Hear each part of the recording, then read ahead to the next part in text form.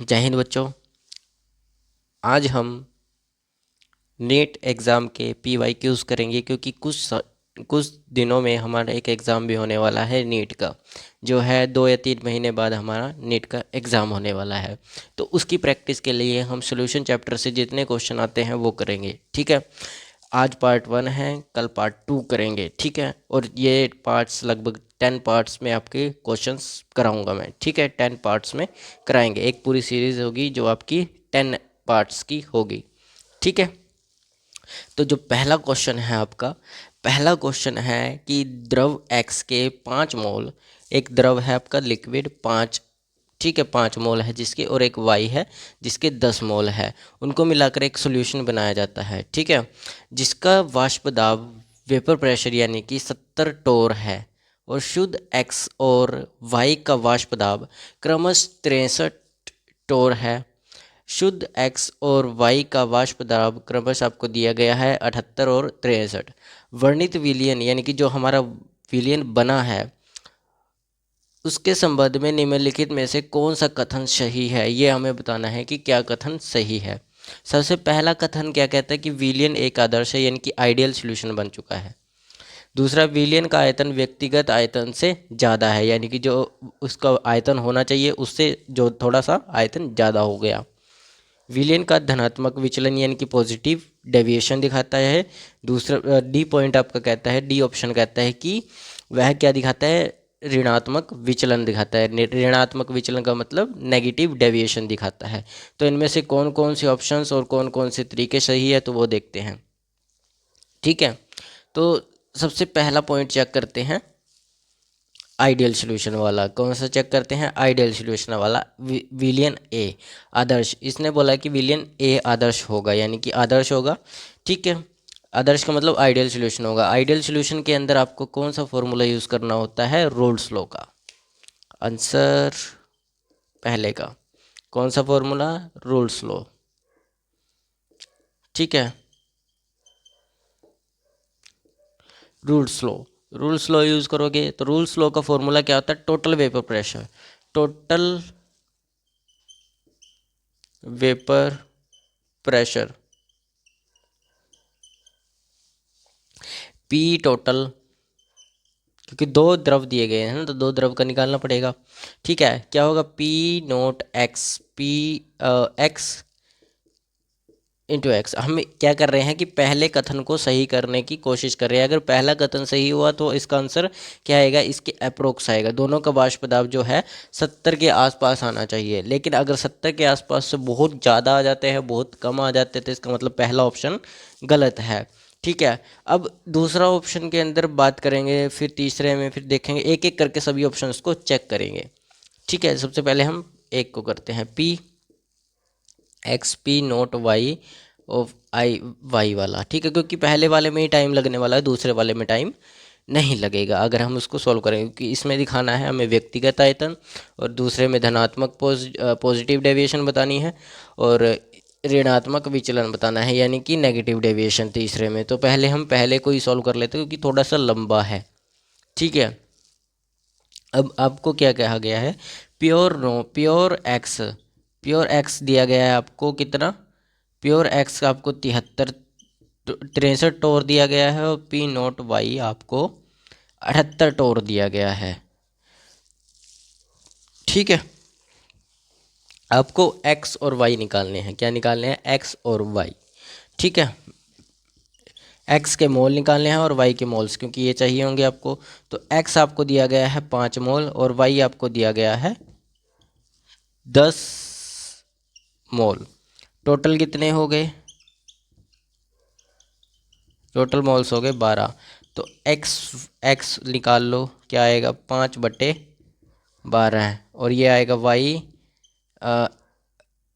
X Y कितना आएगा, 10/12 है, ठीक है। इसको इसमें पुट कर दो फॉर्मूला में, P total is equal to P naught 12 है बटे 5/12 है, एक्स 63 ये आएगा 63, ठीक है ना, 63 यही आएगा, ठीक है। 63 आ गया। और आगे करो, इसके वाला भी निकाल लो, P plus of P naught Y. P naught Y की वैल्यू 78, एक्स वाई की आई है आपकी 10/12 है। ठीक है, ये आपकी वैल्यूज आई हैं, तो इनको अब सॉल्व कर लो। सॉल्व करोगे तो सॉल्व करो तो इसको एक बार आप डिवाइड कर लो, ये वाला डिवाइड हो जाएगा, ये आ जाएगा 2/3। कितना आ जाएगा? 2/3। ठीक है, ये 12 हैं। इसका तो कुछ बनेगा ही नहीं, आगे कटेगा ही नहीं ये तो, क्योंकि वो 5 मूल है। 5/12 है, आ गया 63 आ गया। तो इसको आप निकाल लो। 3 चौक 12, 3 दूनी 6, 3 एकम 3। ठीक है, ठीक है ना, इस पे निकाल लो इसको। तो ये आ जाएगा आपका एलसीएम, तो आ जाएगा 12 है। ठीक है, एलसीएम आ गया 12, 21 पंजे 105 प्लस ऑफ, क्योंकि एलसीएम जो है वो 12 आ गया इनका। 78 को 2 से कर लो, 2 8 16, एक हासिल, 2 7 14 और एक 15 है। ये आ जाएगा आपका 105, दो इसमें जोड़ दो तो ये हो जाए 1, 5 का 5। ठीक है, 5 का 5 नहीं, 5 का 6, और एक 2 डिवाइडेड बाय 12 है। ये आएगा आपके पास अप्रोक्स। ठीक है,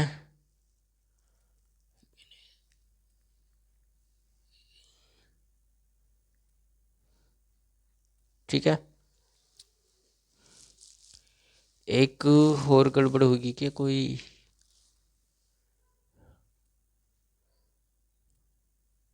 इसके हिसाब से तो ये 12 हो गया, 10 5 15 होगा। 1 मिनट, यहाँ पर गलत आ गया। टोटल कितने होंगे? 15। यहाँ पर आएगा 15, 5 दिए 15, ये आएगा 15, 5 2/3 आ जाएगा। ठीक है, यहाँ भी 15 आएगा, यानी कि ये कितना बन गया था? 1/3। और ये भी कितना बन गया था? 78 × 1/3। ध्यान से लिखा नहीं। और ये बन गया आपका 21 प्लस 21, ये 63 होता है ना, तो 21 प्लस 3, और ये काटोगे आप इसको, ये आएगा 52। और 21 और 52 होते हैं 73, यानी कि पी आइडियल सोल्यूशन आपका आ गया 73। कितना आ गया? 73 आ गया। ठीक है, अब इसको कंपेयर करो जो आपको बोला गया था, इसको कंपेयर करो। ठीक है, टोटल वेपर प्रेशर कितना था? 73 था। कितना था? 73 था। लेकिन आपको निकालना कितना था? आपको निकालना था 70। तो 70 एक्चुअल कितना था? 70 था, लेकिन निकला कितना? 73। तो दोनों एक, अब 73 से थोड़ा सा ज़्यादा है, लेकिन बहुत ज़्यादा नहीं है। थोड़ा सा ज़्यादा है, इसलिए बहुत ज़्यादा नहीं है। तो क्या होगा? जो एक्चुअल कंपेयर किया आपने, जब एक्चुअल आइडियल जो है वो इसके बराबर होगा। ठीक है, एक के हिसाब से ये होगा। ठीक है, यानी कि इसका पहला आंसर सही है हमारा। विलियन क्या होगा? आदर्श होगा, आइडियल होगा। विलियन क्या होगा? आइडियल होगा। इसीलिए ये जो विलियन है ये आइडियल होना चाहिए। क्यों होना चाहिए? क्योंकि मैंने आपको पहले ही बता दिया था कि अगर बहुत ज़्यादा आ जाता है तो पहला ऑप्शन गलत है, लेकिन बहुत ज़्यादा ना छोड़ के ये 3+ आया सिर्फ। अगर ये 3 छोटा था तो भी कोई दिक्कत नहीं, लेकिन अगर 10 कम आ जाते तो बहुत ज़्यादा असर पड़ जाता। ठीक है, वेपर प्रेशर पे। लेकिन 3 से इतना खास फर्क नहीं पड़ेगा, तो इसलिए क्या होगा? ये सोल्यूशन आइडियल होगा ना। तो इसमें ये आगे होगा कुछ भी, तो ऑप्शन आपका जब एक आ ही गया तो आगे भी क्यों बढ़ना है? ठीक है, जब एक ऑप्शन आ गया तो आगे भी बढ़ने की ज़रूरत नहीं। तो ये इससे क्वेश्चन होगा। अब इसको सॉल्व कर लिया आपने, तो इसको लिखो, फिर इसको मैं मिटाता हूँ और अगले क्वेश्चन पर चलते हैं। अगला क्वेश्चन समरी है, एक सूची है, आपको सारणी दी गई है। इस सूची को आपने मिलाना है सूची 2 से। सूची 1 को सूची 2 से मिलाना है। ठीक है, तो देखो, इसको पहले क्या करना है, इधर ही समझा दें, इधर समझा देते हैं, जगह है आपके पास। कैसे होगा ये? नीट के क्वेश्चन है भाई, थोड़े से है उलझे हुए से। ठीक है, फिर भी देख लेना। अब नीचे दी गई दो सूचियों का मिलान करें, मिलान करना है आपको। अब दी गई सूची एक उदाहरण आर्द्रता यानी कि ह्यूमिडिटी, ह्यूमिडिटी दी गई है। आप इनको चारों में से बताना है आपको। पहले आपको पता होना चाहिए कि ह्यूमिडिटी होती क्या है। ह्यूमिडिटी का मतलब होता है कि हवा में पानी की जो भाप है वह वाटर वेपर गैस यानी कि वाटर वेपर प्रेशर बनकर, जैसे यानी कि जैसे क्या होता है, पानी जो होता है वो भाप बन जाता है जब, तो वो किस में मिल जाता है, हवा में मिल जाता है। एक तरह से किस में, गैस फॉर्म में बदल जाता है। जो गैस फॉर्म में बदला है वो किस में मिक्स हो जाता है, हवा में मिक्स हो जाता है। उसी को बोलते हैं ह्यूमिडिटी। एक तरह से आप कह सकते हो कि जो गैस बनी थी, यानी कि जो पानी जो भाप बना था वो क्या बना था, गैस फॉर्म में बना था भाप। तो गैस फॉर्म में भाप बना और वह गैस में ही मिल गया हवा में जाकर, हवा में मिक्स हो गया। तो एक तरह से क्या होना चाहिए पहले पॉइंट में, ए ऑप्शन आर्द्रता है। आर्द्रता का मतलब होगा आर्द्रता, ठीक है। इसका मतलब क्या होगा कि gas in gas, gas mix हुई है, गैस इन गैस, एक तरह से ये होना चाहिए गैस इन गैस। क्योंकि देखो पानी जो था वो उबल कर क्या बना, गैस बना, ठीक है। गैस बना, उबल कर भाप बन गया। भाप क्या होती है, गैस होती है। और वही गैस हवा में मिल गई। हवा में भी तो गैसेस प्रेजेंट है, तो गैसेस में गैस मिल गई, ठीक है। गैसेस में गैस मिक्स हो गई, तो एक तरह से गैस इन गैस हुआ है। लेकिन आपको ऑप्शन में ये नहीं दिया गया। देखो इनमें से कोई ऑप्शन नहीं है, ठोस में ठोस है, गैस में द्रव है, गैस में ठोस है, और ठोस में द्रव है, लेकिन गैस इन गैस नहीं है, ठीक है। तो और लेकिन आपको इसीलिए आपको एक चीज़ गिवन है। क्या गिवन है, लिक्विड ड्रॉपल, लिक्विड ड्रॉपल, ठीक है। Liquid droplet in gas, liquid droplet in gas, एक मिनट, इंग्लिश में भी होंगे ये, एक मिनट में चेक कर लेता हूँ।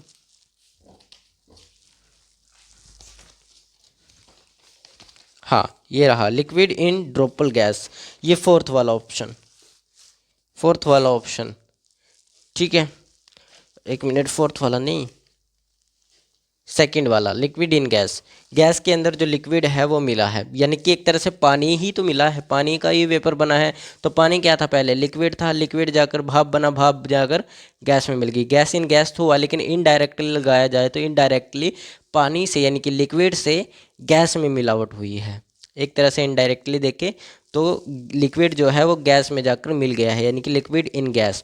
लेकिन अगर डायरेक्टली देखना तो गैस इन गैस। अगर गैस इन गैस नहीं है तो आप क्या करोगे, लिक्विड इन गैस, क्योंकि पानी जो है वो भाप बना, भाप बनकर हवा में मिल गया, ठीक है। तो क्या है, इनमें से देख लो कौन सा, गैस में द्रव, ठीक है, यानी कि गैस में द्रव, गैस में जाकर द्रव मिल गया, यानी कि लिक्विड मिल गया गैस में, ठीक है। तो इसका जो ऑप्शन हो जाएगा वो 1 हो जाएगा, इसका ऑप्शन हो जाएगा 1, ठीक है। दूसरा है मिश्र धातु, अलॉयज, मिक्सअप, क्या होंगे, मिक्सअप, मिक्सअप, ठीक है। जैसे कि brass steel, steel brass steel, देखिए ब्रास, ब्रास स्टील, ठीक है। यानी कि कहने का मतलब सॉलिड मेटल में दूसरी सॉलिड मेटल मिलावट होगी, यानी कि एक सॉलिड मेटल पहले से ही है, उसके अंदर दूसरी सॉलिड मेटल मिलाई जाएगी। यानी कि क्या होगा, सॉलिड के अंदर सॉलिड मिलाया जाएगा, तब जाकर क्या बनेगी, मिश्र धातु बनेगी, अलॉय बनेंगे, ठीक है। क्या बनेंगे, अलॉयज, ठीक है। तो देख लो ठोस में ठोस कहाँ पर है, सॉलिड इन सॉलिड होना चाहिए, तो सॉलिड इन सॉलिड है, तो मिश्र धातु बी का ऑप्शन हो जाएगा फर्स्ट, सेकेंड, इसका सेकंड हुआ और इसका हो जाएगा फर्स्ट, ठीक है, इसका हो जाएगा फर्स्ट। क्यों, क्योंकि मिश्र धातु का आपको पता है क्या होती है कि एक सॉलिड मेटल में दूसरी सॉलिड मेटल मिक्स होती है, उसी को हम क्या बोलते हैं, अलॉयज बोलते हैं, मिश्र धातु बोलते हैं। मिश्र का मतलब मिश्रण, किसका, धातु का। मिश्र का मतलब मिश्रण, किसका, धातु का। और धातु किस फॉर्म में, सॉलिड फॉर्म में, लिक्विड फॉर्म में नहीं होती, सॉलिड फॉर्म में धातु होती है। तो धातु सॉलिड फॉर्म में, तो सॉलिड इन सॉलिड, मैच होगी आपकी 1, ठीक है।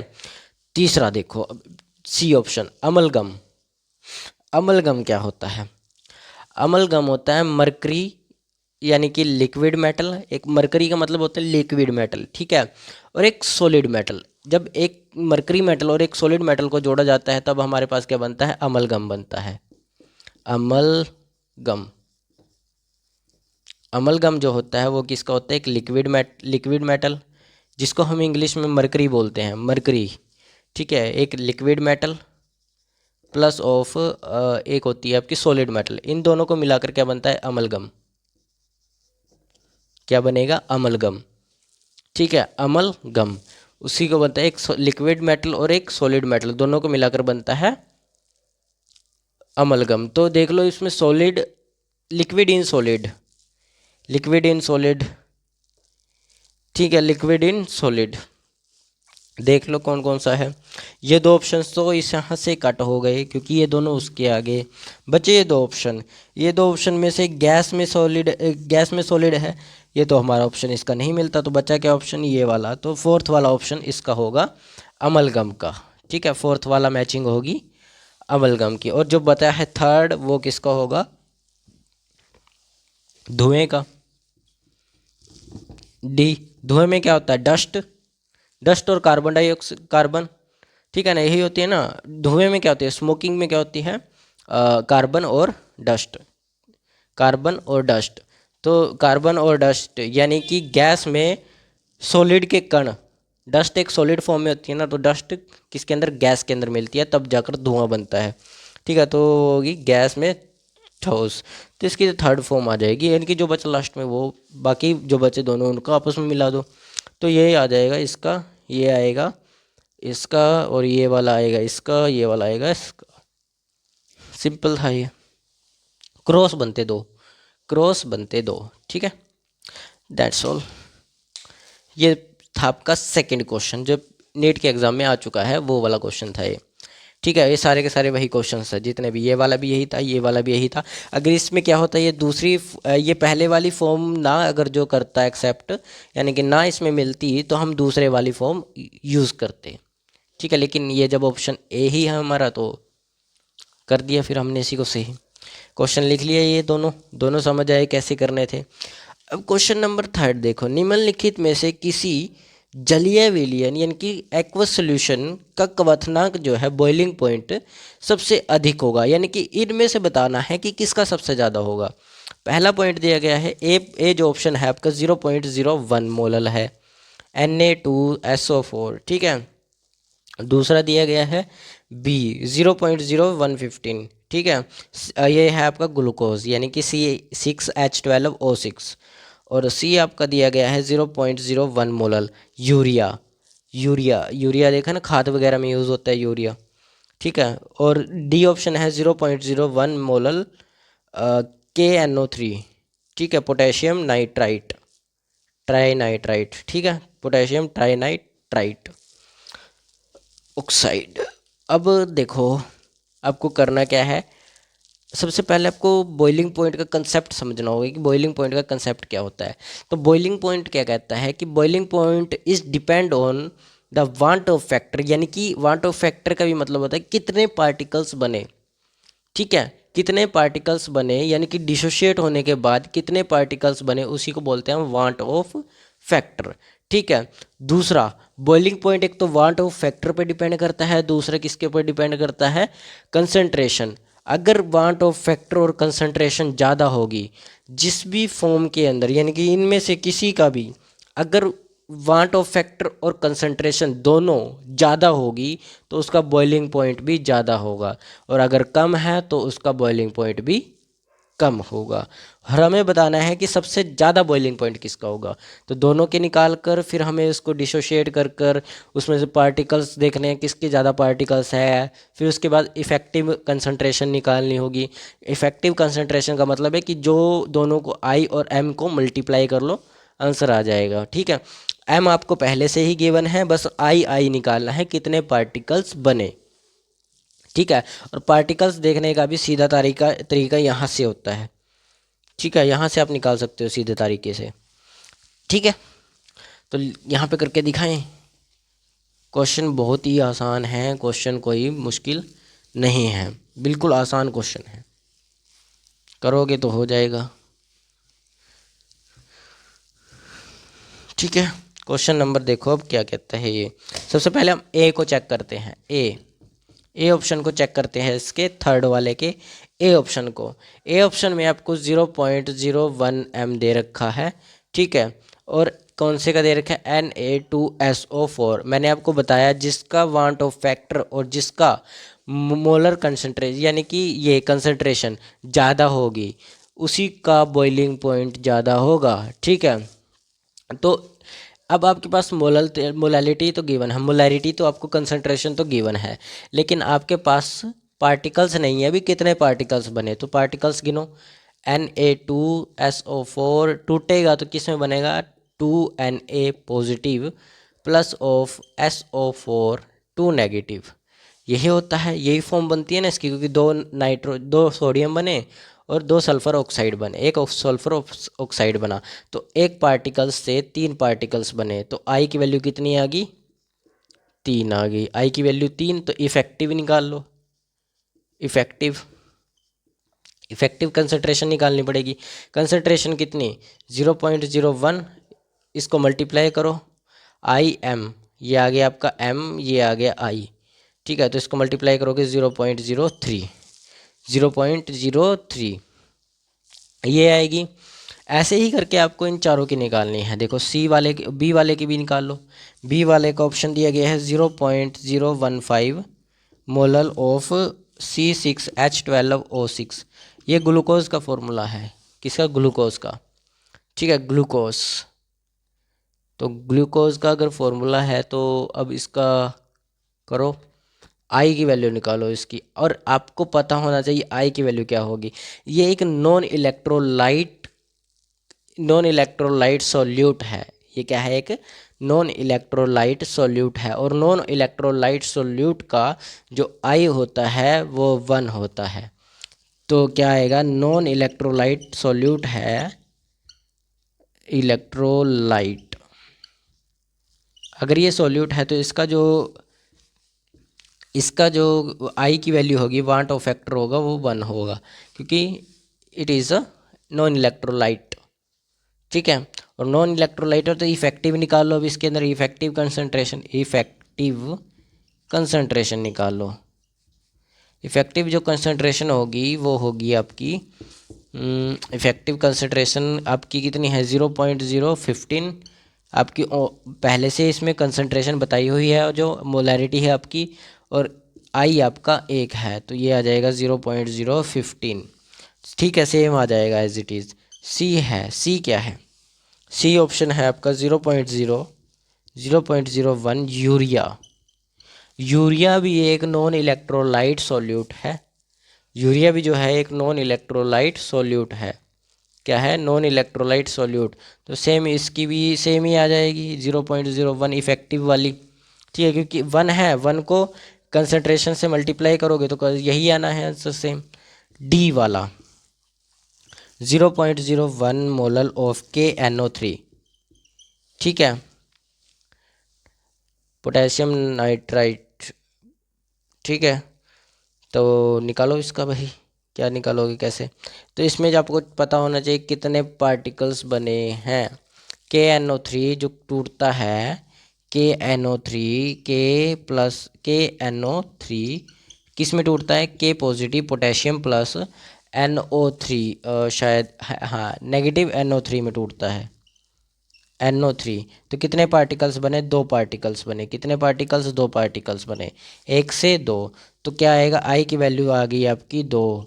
और आपको इफेक्टिव कंसंट्रेशन निकालनी है, तो इफेक्टिव निकालोगे तो 2 इंटू 0.01 मोलल निकालोगे, आपकी आएगी 0.02।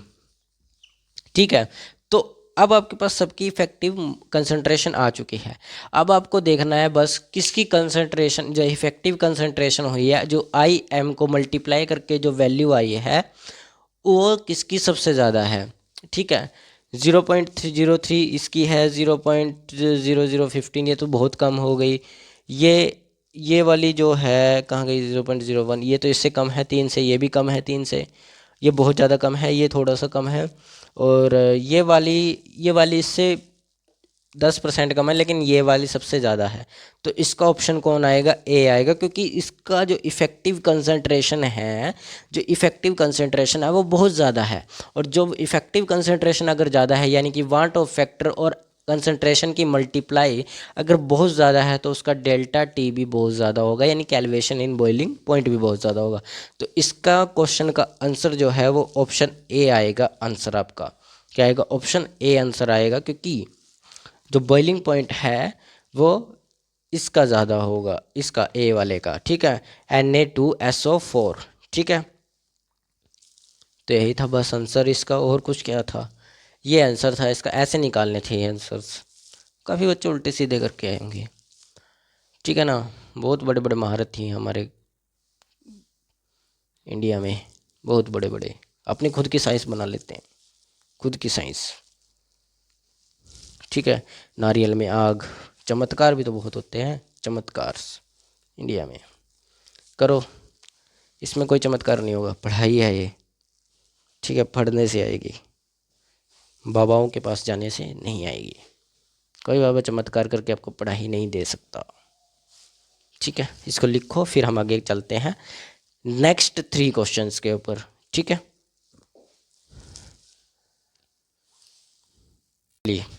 देखो पहला क्वेश्चन है अब, यानी कि चौथा क्वेश्चन जो आपका है, इसमें कहा गया कि निम्नलिखित यौगिक आपको दिए गए हैं को उन यौगिकों को क्लोरोफॉर्म में उनकी घुलनशीलता यानी कि सॉल्युबिलिटी के बढ़ते क्रम में लिखना है कि किसकी सॉल्युबिलिटी सबसे कम, किसकी सॉल्युबिलिटी सबसे कम, उसके बाद उसकी कम, उसके बाद उसकी कम, यानी कि सबसे ज़्यादा सॉल्युबिलिटी सबसे लास्ट में आएगी और सबसे कम सॉल्युबिलिटी वाला सबसे पहले आएगा। ये आपको लिखना है। ठीक है, और NaCl दिया गया है, CH3 यानी कि मिथेनॉल दिया गया है, साइक्लोहेक्सेन दिया गया है, CHCN3 दिया गया है। ठीक है, CH3CN। तो आपको इनकी सॉल्युबिलिटी के हिसाब से इनको आगे पीछे करके लिखना है, जिसकी ज़्यादा उसको आगे लिखो, जिसकी कम उसको सबसे पीछे लिखो। ठीक है, तो निकालो, बताओ बताओ। कंसेप्ट क्लियर होना चाहिए सबसे पहले। कंसेप्ट आपको पता है, like dissolve like. NCERT book का सबसे मेन वाक्य, main dialogue, like dissolve like. Like dissolve like का मतलब कि जैसे में जैसा डाला जाएगा, यानी कि जैसे उसके विचार होंगे। जैसे मान के चलो सॉल्यूट के विचार अच्छे हैं और सॉल्वेंट के विचार अच्छे हैं, तो दोनों की आपस में अच्छी जमेगी। यानी कि अगर सॉल्यूट जो है वो नॉन पोलर है और सॉल्वेंट भी जो है नॉन पोलर है, तो उनके बीच में अच्छी दोस्ती हो जाएगी, बैठ जाएंगे एक दूसरे के साथ। लेकिन अगर विचार ही गलत होंगे तो झगड़ा होना है। ठीक है, मिलेंगे तो नहीं। तो इसी तरह क्या होगा, जो पोलर में पोलर और पोलर के अंदर पोलर मिलाया जाएगा और नॉन पोलर में नॉन पोलर मिलाया जाएगा। ठीक है, जिससे उनके विचार मिले और उनके बीच में कभी झगड़ा न हो। इसी तरह से कि आपको पहले पता करना होगा कि क्लोरोफॉर्म कैसा है, क्या नॉन पोलर है, क्या पोलर है, उसके पास कौन सी हाइड्रोजन बॉन्डिंग है, स्ट्रॉन्ग है या वीक है। ठीक है, उसके पास कैसी शक्ति है, क्या क्या उसके अंदर सॉल्यूबल हो सकता है, कौन सा होगा, पोलर होगा, नॉन पोलर होगा, उसके अंदर सॉल्यूबल, ये सब पता होना चाहिए। तो क्लोरोफॉर्म को पहले स्टडी करो कि क्लोरोफॉर्म है क्या, उसके बारे में ध्यान में रखो। ठीक है, तो क्लोरोफॉर्म क्या है? क्लोरोफॉर्म का जो फॉर्मूला होता है वो होता है CHCl3। क्लोरोफॉर्म लिखना है ना, तो 3CHCl3 यही होगा। क्लोरोफॉर्म लिखना है ना, तो CHCl3। तो CHCl3 होता क्या है, सबसे पहले आपको ये पता होना चाहिए। ये जो है मोस्टली नॉन पोलर है। ये क्या है? नॉन पोलर है। ठीक है, क्या है? नॉन पोलर है। मोस्टली ये क्या है? एक नॉन पोलर है, नॉन पोलर। ठीक है, जो पोल पे नहीं जाता, बीच में रह जाता है, यानी कि इसको दोनों तरफ से बराबर ताकतें खींचती है। कैसे? देखो, CH3 है। ठीक है, 3 CL इधर लगा, CL इधर लगा, CL इधर लगा। अब बताओ, तीनों तरफ से ना CL खींच रहा है इसको, क्या एक इधर ही जाएगा? क्योंकि CL के पास जितनी इस CL के पास ताकत है उतनी उसके पास है, उतनी ही इसके पास है। तो ये इधर से दम लगाएगा, वो उधर से दम लगाएगा, ये इधर से दम लगाएगा, तो ये बीच में अटक जाएगा। बीच में अटकेगा ना, किसी की तरफ ना जाएगा, क्योंकि इसके पास भी बराबर ताकत, इसके पास भी बराबर ताकत और उसके पास भी बराबर ताकत।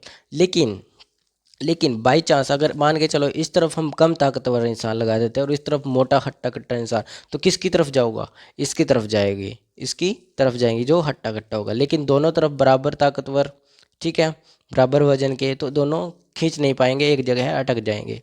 ठीक है, वैसे ही इसको इसको एक जगह हटका दिया गया है। ठीक है, क्योंकि इधर से भी सीएल खींच रहा है, इधर से भी सीएल खींच रहा है, इधर से भी सीएल खींच रहा है, तीनों तरफ बराबर ताकत लगी है, तो ये इधर ही भी नहीं घूमेगा, ये बीच में अटक जाएगा। इसलिए ये क्या है? नॉन पोलर है। लेकिन जो इसके पास वीकली पावर इधर होगी और स्ट्रोंगल पावर इधर होगी, तो वो उस तरफ भाग जाएगा, सॉरी स्ट्रोंगल की तरफ भाग जाएगा वीकली की तरफ से। ठीक है, ऐसा होगा। लेकिन ऐसा नहीं है, अभी ये क्लोरोफॉर्म है। तो इसके पास क्या है? ये क्या है? एक नॉन पोलर है, मैंने आपको बता भी दिया। और ये जो है वीकली पोलर ऑर्गेनिक सॉल्वेंट है। क्या है? Weekly polar organic solvent. क्या है? एक काम हो रहा है इसके अंदर, एक कमी हो रहा है। वीक पोलर ऑर्गेनिक सॉल्वेंट, ये है। ये वीकली पोलर ऑर्गेनिक सॉल्वेंट है। ठीक है, इसके पास पोलर सॉल्वेंट बिल्कुल नहीं लेके आना, ये उसको एक्सेप्ट नहीं करेगा, क्योंकि उसके साथ इसकी बातचीत बनेगी ही नहीं, तो क्या करेगा उसका इसके साथ? ठीक है, तो ऐसा नहीं कर रहा है।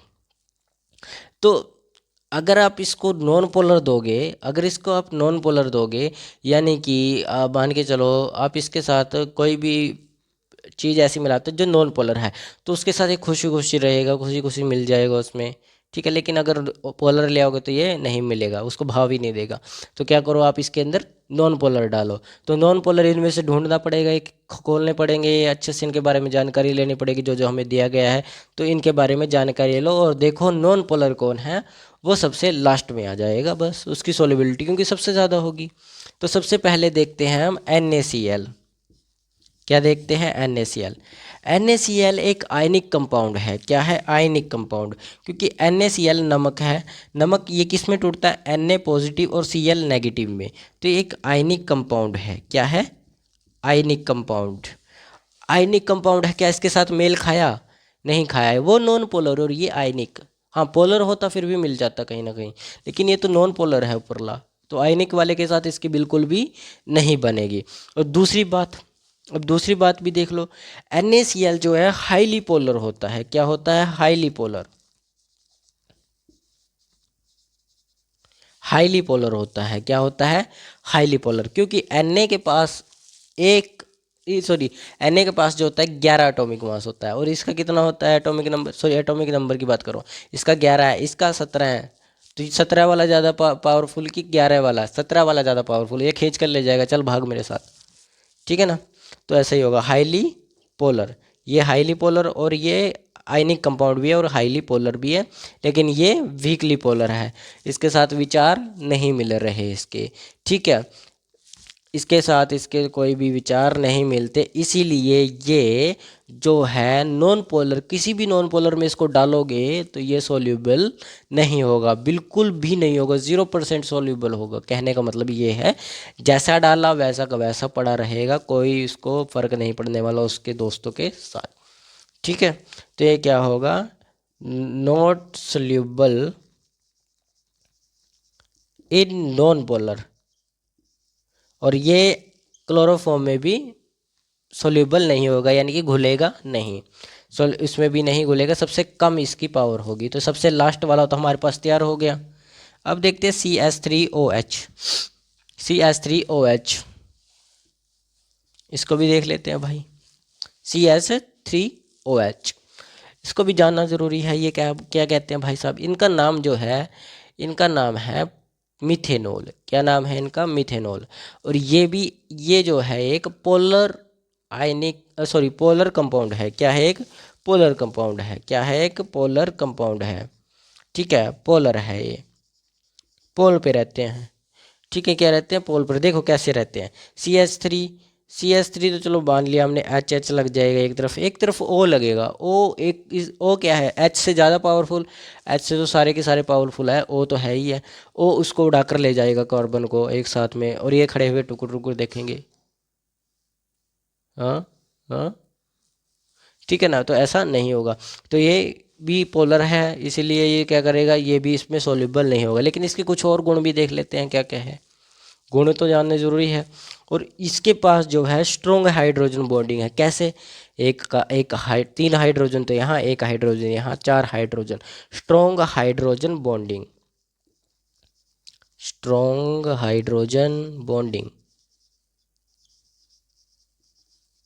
इसके पास क्या है, स्ट्रॉन्ग हाइड्रोजन बॉन्डिंग भी है। क्या है, स्ट्रॉन्ग हाइड्रोजन बॉन्डिंग भी है। ठीक है, ये बात तो समझ आ गई। ठीक है, तो ये क्लोरोफॉर्म के अंदर क्या ये इसके साथ कोई भी मेल खाता है, नहीं खाता। ये नॉन पोलर और ये पोलर, तो ये पोलर के साथ नहीं मिलेगा। इसके पास स्ट्रॉन्ग हाइड्रोजन बॉन्डिंग, और ये वीकली पोलर ऑर्गेनिक सॉल्वेंट है, यानी कि कुछ भी इसके पास ज़्यादा बॉन्डिंग पावरफुल नहीं है। तो ऐसा होगा कि ये इसके साथ सोल्यूबल नहीं होगा। लेकिन एक कारण होगा कि थोड़ा सा परसेंटेज, यानी कि 1% ये इसके अंदर सोल्यूबल हो जाएगा as compared to NaCl। NaCl ने तो साफ मना कर दिया, अभी मैं इसके साथ नहीं रहूँगा। तो ये कहता है CH3, मैं भी रह लूँगा भाई, थोड़ा 1% रह के देखता हूँ, उसके बाद फिर मैं भी निकल जाऊँगा। ठीक है, तो ये क्या होगा, थोड़ा सा सोल्यूबल होगा, सा थोड़ा सा सोल्यूबल होगा, यानी कि थोड़ा सा घुलेगा, ज़्यादा नहीं घुल पाएगा।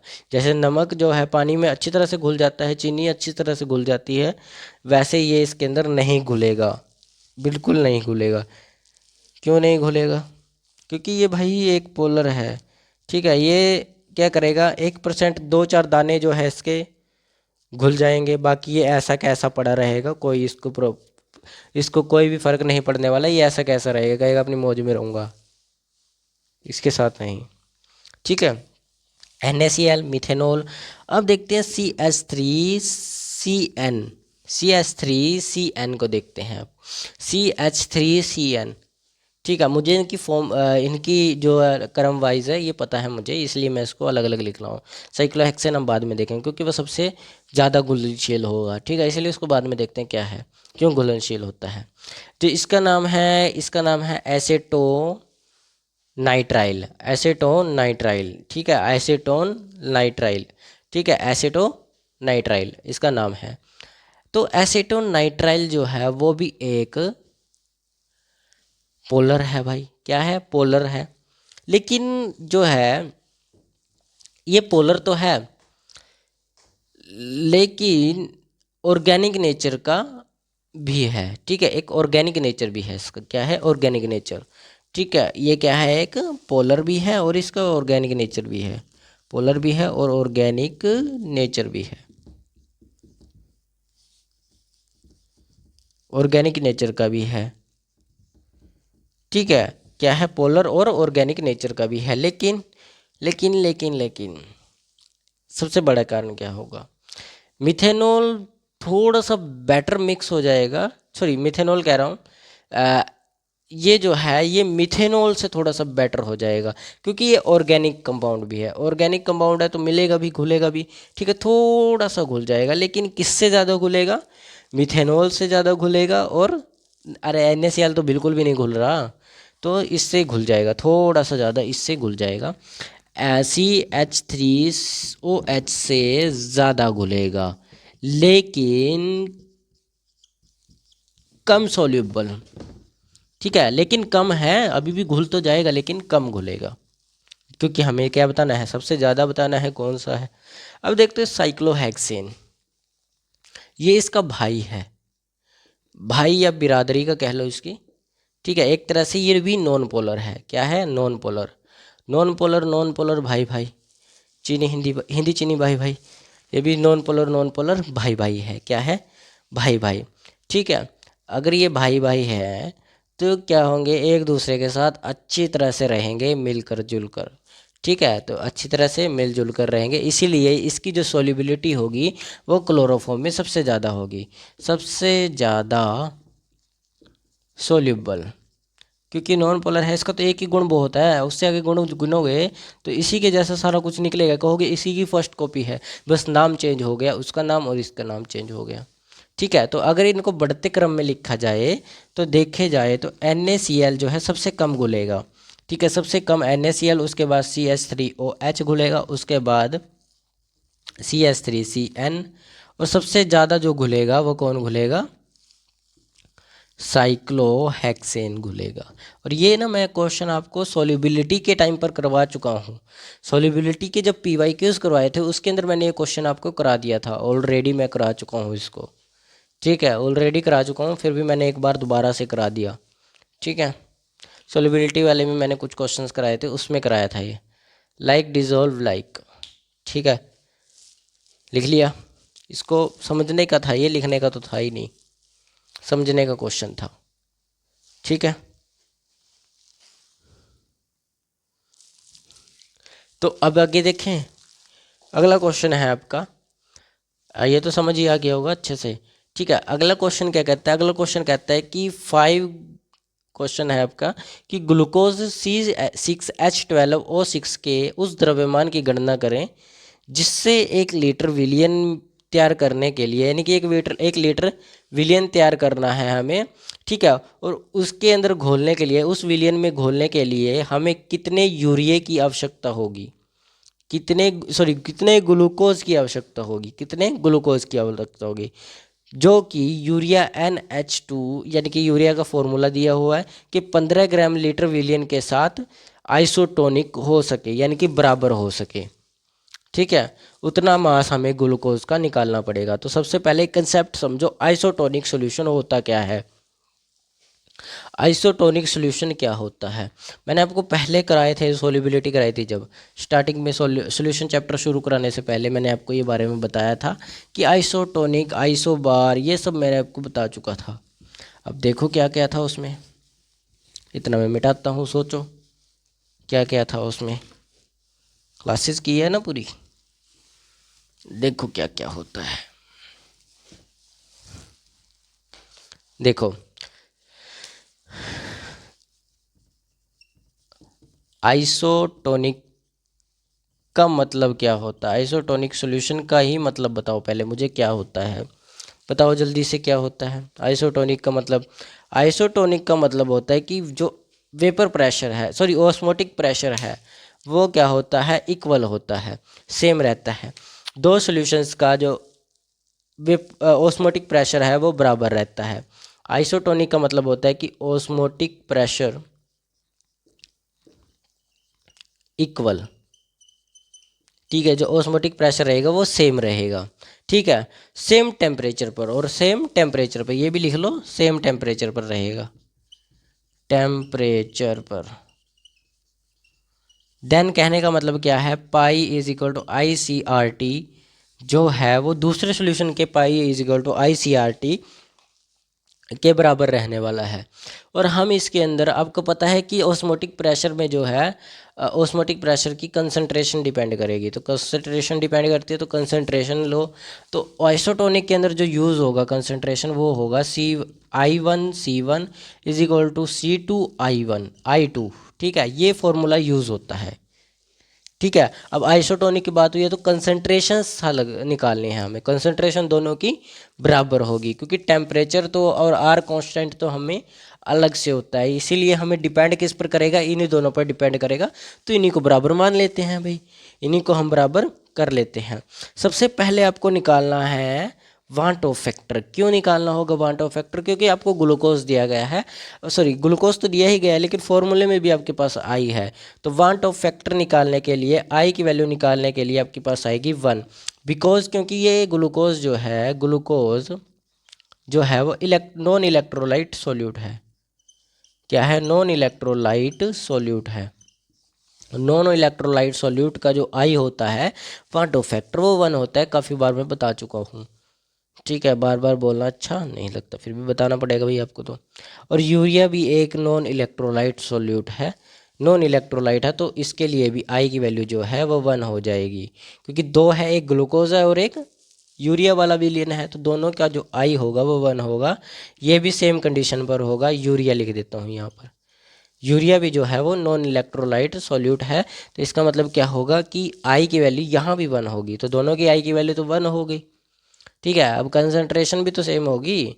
अब क्या होगी, कंसंट्रेशन निकालो, यूरिया की मोलैरिटी आपको गिवन है, यूरिया मोलैरिटी, ठीक है। यूरिया मोलैरिटी आपको गिवन है 15 ग्राम पर मोल, ये गिवन है 15 ग्राम पर लीटर, यही गिवन है 15 ग्राम पर लीटर। तो सबसे पहले इसका मास निकाल लो, क्या निकाल लो, मोलर मास निकाल लो, क्या निकाल लो, मोलर मास निकालो, ठीक है, मोलर मास ऑफ यूरिया। क्योंकि आप यहाँ से आपको क्या निकालना पड़ेगा, मास निकालना पड़ेगा, क्या निकालना पड़ेगा, मास निकालना पड़ेगा। तो मास निकालने के लिए आपको चाहिए मोलर मास, सॉरी मोल्स निकालने पड़ेंगे पहले इसके। कैसे निकालेंगे मोल्स, क्योंकि आपको मोलैरिटी दी गई है, ठीक है, मोलैरिटी दी गई है तो मोलैरिटी निकालनी है, दी नहीं गई आपको। आपको क्या कहा गया है इसमें, क्वेश्चन पढ़ो पहले, क्या कहा गया है, जो कि यूरिया विलियन के साथ संप्रसारी होगा 15 ग्राम लीटर, ग्राम लीटर है यहाँ पर, ग्राम लीटर। तो ग्राम लीटर है तो आपके पास मोलैरिटी थोड़ी ना है, मोलैरिटी निकालनी है आपको, मोलैरिटी निकालनी पड़ेगी। तो 15 ग्राम तो ये पूरा है इसका, ठीक है। और मोलर मास कितना होगा यूरिया का, N 14 होता है, plus H2 2, plus of carbon 12 है, प्लस 16 है, प्लस N आपको दिया गया है 14, प्लस H3 का 3 आ जाएगा। तो इनको जोड़ोगे तो अप्रोक्स 60 के बाबत आएगा। 16 है, 16 12 है, 28 और 16 है 44, 44 और 14 है, आपको बनेगा 58। सॉरी गड़बड़ हो गई क्या कहीं पे, अप्रोक्स 60 की आएगा यार, इसका जोड़ कर देखना, इसको 60 आएगा, कहीं मैंने 1 2 ज़्यादा लिख दिया होगा इसमें कुछ। 12 N 16 3 NH3 2 आएगा, ये 2 होगा यार, 2 होगा ये वाला भी, 2 होगा, फिर 60 आ जाएगा, ठीक है। 14 16 कितने हो गए, 30 30 और 30 12 है, और ये 6 14 हो गया, ठीक है। ये हो गया आपका 28 26 और 4 30, ठीक है। 60 है, ये जोड़ के देखना, 60 हो गया ये आपका, ठीक है। तो 60 हुआ, इन दोनों को जोड़ा आपने, कितना आ गया 60, 15 जोड़ के 60, 1/4 आ गया। 1/4 को हम लिख सकते हैं 0.25, कितना लिख सकते हैं 0.25 लिख सकते हैं, ठीक है, 0.25। और इसने कहा है कि आइसोटोनिक सोल्यूशन है, तो आइसोटोनिक सोल्यूशन है तो कंसंट्रेशन जो है वो सेम रहेगी, कंसंट्रेशन सेम रहेगी, क्या रहेगी, कंसंट्रेशन सेम रहेगी, कंसंट्रेशन सेम रहेगी, ठीक है। अब आपको क्या करना है, अब आपको ग्लूकोज का मास निकालना था ना, तो ग्लूकोज की कंसंट्रेशन आपके पास है, आप क्या निकालो, मोलर मास निकालो इसका, क्या निकालो, मोलर मास निकाल लो, क्या निकाल लो, मोलर मास निकाल लो। देखो मैंने यहाँ पर क्या किया, 1 मिनट, ये गड़बड़ हो गई क्या, ये क्या है, सेम, ठीक है। अब मोलर मास आपको ये 15 ग्राम पर लीटर दिया गया था, तो 15 ग्राम पर लीटर का मतलब क्या, 1 लीटर के अंदर 15 ग्राम का क्या है, 15 ग्राम क्या है, यूरिया है। तो हमने क्या किया कि 1 लीटर तो नीचे लिख लिया, 1 लीटर का तो कोई मतलब नहीं रहा, 1 लीटर का कोई मतलब नहीं रहा, क्योंकि क्या होता है, moles of solute divided by mass of sorry volume of solution, volume of solvent, ठीक है, वॉल्यूम ऑफ सॉल्वेंट होता है। तो 1 लीटर आ गया, 1 लीटर तो कोई फर्क नहीं पड़ेगा, 1 लीटर का 1 लीटर लिख दिया तो 1 लीटर खत्म हो गया, नीचे से बचा क्या, ये moles by mass by molar mass. तो मास बाय मोलर मास से हमने क्या निकाल ली, कंसंट्रेशन निकाल ली, हमें कंसंट्रेशन गिवन नहीं थी, ठीक है। अब सेम कंसंट्रेशन होगी, इसकी भी कितनी होगी, 0.25 होगी, कंसंट्रेशन 0.25। लेकिन आपको निकालना है मास, क्या निकालना है, मास। अब मास के अंदर सेम फॉर्मूला लगाओगे, 1 तो 1 रहेगा, ठीक है, 1 1 रहेगा, क्योंकि 1 लीटर पर लीटर की बात हुई है, और आइसोटोनिक है तो पर लीटर तो दोनों में रहेगा, ठीक है। और यहाँ पर आएगा आपके पास मास बाय मोलर मास, यानी कि मास को बोलते हैं वेट बाय मास, ठीक है। ये आपके पास 0.25 गिवन है, कितनी है 0.25, क्योंकि सेम बोला है तो सेम में से आपको मास निकालना है। तो सेम में से मास निकालोगे तो वेट निकालना है, मतलब वेट, तो मोलर मास निकालना पड़ेगा कार्बन का, सॉरी ग्लूकोज का। तो क्या होगा, 12 × 6 प्लस ऑफ H6 होता है 6 × 1 + ऑफ 6 × 1 + ऑफ आप करोगे, और क्या आता है आपके पास O6 यानी कि 16 × 6, ये आपका 180 बन जाएगा। कितना बन जाएगा? 180 बनेगा। तो आप इसको तो हटा ही दो 1 को, बचा आपके पास W/m, ये आ जाएगा 180 W। अब यहाँ से आपको वेट निकालना है, इसको इधर मल्टीप्लाई में भेज दो, 025 × 108, ये आ जाएगा 18। अब इसको आप क्या करो, W का W आ गया। अब इसको मल्टीप्लाई कर लो यार, कैसे भी करके इसको बना लो 100, एक जीरो से एक जीरो कैंसिल आउट, 18 को 25 से मल्टीप्लाई करो, 25 × 8 = 200, 2 हासिल, 25 × 25 और 2 27, 270, ठीक है, डिवाइडेड बाय 10, तो यहाँ पर आ जाएगा 0.27। वेट कितना आ जाएगा? 27 वेट कितना आ जाएगा? 27। एक मिनट, हमारे पास से कोई गड़बड़ हुई, 25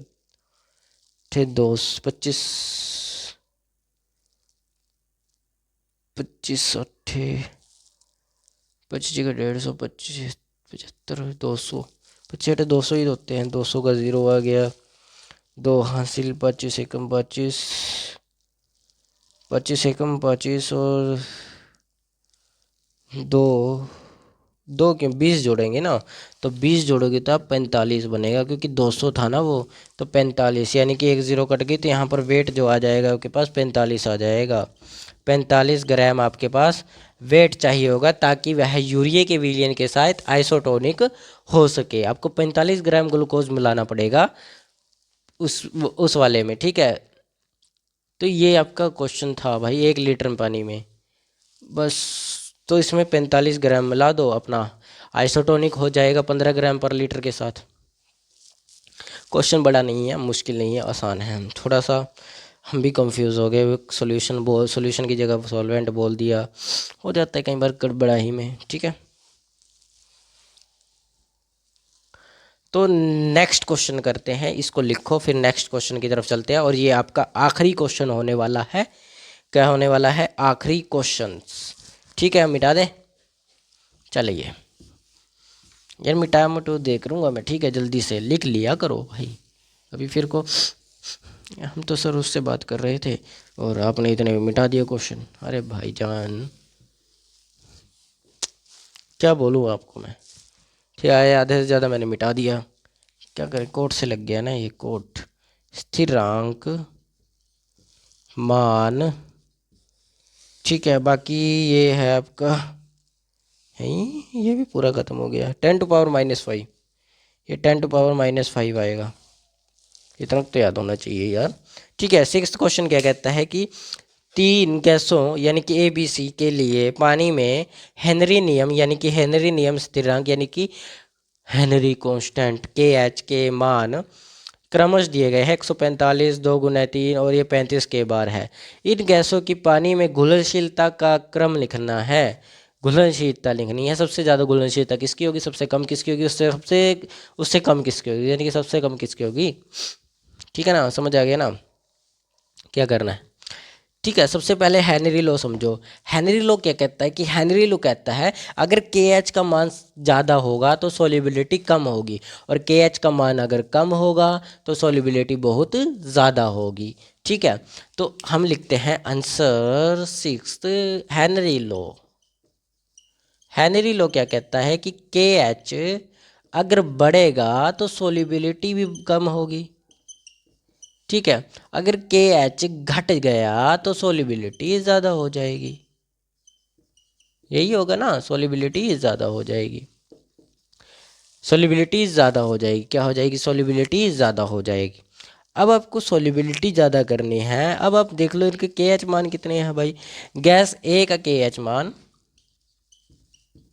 गैस A का KH मान 145 के बार है। गैस B एक 2 गुना है 5 पावर माइनस की, वो भी ठीक है। और ये है आपका गैस सी जो है वो है आपका 35 के बार। तो ये वाला जो है ये सबसे कम है, तो इसकी सॉल्युबिलिटी सबसे ज़्यादा होगी, सबसे कम KH तो सॉल्युबिलिटी सबसे ज़्यादा, तो गैस B की सॉल्युबिलिटी सबसे ज़्यादा, सबसे ज़्यादा, ठीक है, यानी कि बी आ जाएगा पहले, बी आ जाएगा सबसे पहले, ठीक है। बी की होगी सबसे ज़्यादा कंसेंट्रेशन, या तो इसको पहले लिख लो या बाद में लिख लो, सबसे ज़्यादा हो गया। अब ए और बी में से देखो, एक इसका के एच मान कम सी का, तो सी आ जाएगा यहाँ पर, क्योंकि सी का के एच मान जो है वो इसके के एच मान से थोड़ा सा ज़्यादा है, और लेकिन इस वाले से कम। सिंपल सा क्वेश्चन था, कुछ नहीं था कंसेप्ट में, के का मान देखना था। 145 है तो ए वाला सबसे कम घुलेगा, तो बस ये आंसर था, और क्या था, कुछ भी नहीं था। के एच मान के ऊपर डिपेंड कर रहा था, जिसका के एच मान बड़ा उसकी सॉल्युबिलिटी सबसे कम, उसको सबसे पहले नंबर पर लिखो, और जिसकी सबसे कम सबसे छोटा के एच मान उसको सबसे लास्ट में रख दो। चल भाई पीछे, क्या कर रहा है कि तू, पीछे चल, रख दिया, बस खत्म हो गया काम, खत्म। तो ये थे आपके क्वेश्चंस, कितने इंटरेस्टिंग क्वेश्चन थे और इतने आसान क्वेश्चन थे कि नीट आपका आसानी से निकल जाए। लेकिन थोड़े थोड़ा क्या होता है, थोड़े थोड़े डिफरेंट क्वेश्चंस आएंगे तब आपको समझ आएगा। अब अलग अलग क्वेश्चन आते हैं भाई, अब एक ही चैप्टर से थोड़ी ना आएंगे सोल्यूशन से, अलग सोल्यूशन चैप्टर से भी आते हैं। एक सोल्यूशन चैप्टर के नीट के क्वेश्चन 62 से ऊपर है मेरे पास, यानी कि 60+ क्वेश्चन है। अब 60+ क्वेश्चन, जैसे JEE के मैंने क्वेश्चन 200+ कराए हैं, वैसे ही हम नीट के जो क्वेश्चन हैं वो 200+ करेंगे, ठीक है। कोशिश करूँगा 200+ करा चुकूँ, क्योंकि मैंने 28 तारीख तक आपको क्वेश्चन कराने हैं सिर्फ, उसके बाद हम नए चैप्टर को 1 तारीख से शुरू करेंगे, ठीक है। वो है आपका रिडॉक्स रिएक्शन, क्योंकि आपको इलेक्ट्रोकेमिस्ट्री समझने से पहले रिडॉक्स रिएक्शन कंप्लीट समझना पड़ेगा, और उसके ऊपर मैं तैयारी कर रहा हूँ, मैं बना रहा हूँ नोट्स आपके लिए, अच्छे से बना रहा हूँ ताकि आपको समझ आ पाए, ठीक है। तो आज हम ये 6 क्वेश्चन ही करेंगे, मिलते हैं कल की क्लास में, तब तक सब्सक्राइब ज़रूर कर लीजिए, क्योंकि आपको नीट क्लियर करना है और JEE भी क्लियर करना है, और साथ ही साथ हमें NDA भी क्लियर करना है। तो आज के लिए इतना ही, जय हिंद जय भारत।